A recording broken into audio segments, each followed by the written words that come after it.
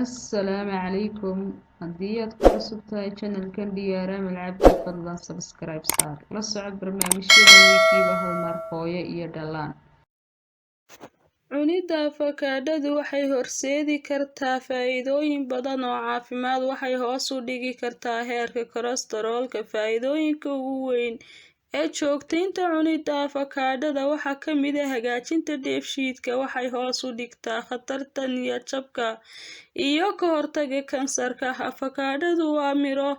u gaar ah dhulka Highland ee ka baxa dhulka Highland ee sida Mexico iyo gobollada kale ee xeebta nabdoon ee bartamaha Ameerika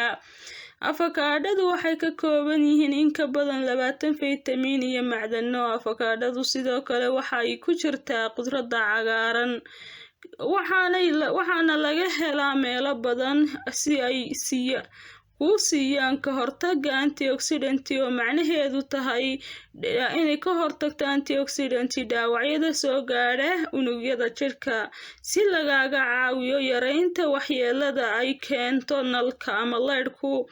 afakaadhadu waxay bixisaa qiyaastii rubuc ahaan oo mid ka mid ah maalin kasta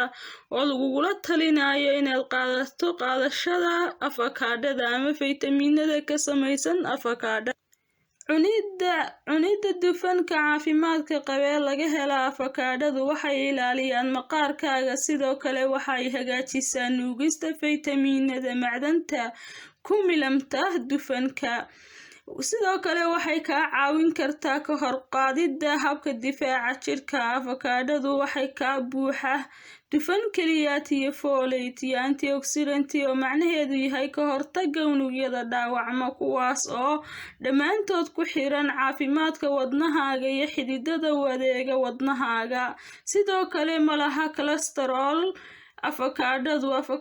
waxay hodan ku yihiin dufan aan badnayn sida laga soo xigtay ururka wadnaha ee Mareykanka ee cunista afakaadhadu waxay sidoo kale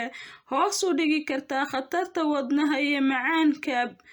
dhibaatada wadnaha iyo macaanka iyo istaroogga falanqaynta daraasadda ayaa lagu ogaaday in cunida afakaadhada ama cufnaantu ay kor u qaado ay u sarreysiiso lipoprotein-ka dadka cuna celcelis ahaan 3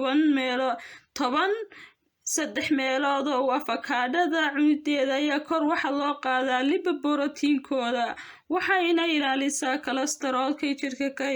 waxaanay sidoo kale kaa caawinaysaa inay kolestaroolka ka saarto qulqulka dhiigga afakaadhadu waxay ka kooban tahay 25 miligram inaad maalintii qaadato oo ku dhisan dhisniinta dabiiciga ah ee loo yaqaano beta-sitosterol isticmaalkeeda joogtaynteeda beta-sitosterolku waxay muhiim u tahay ku xidhan tahay jirkaaga iyo ay muhiimad u leedahay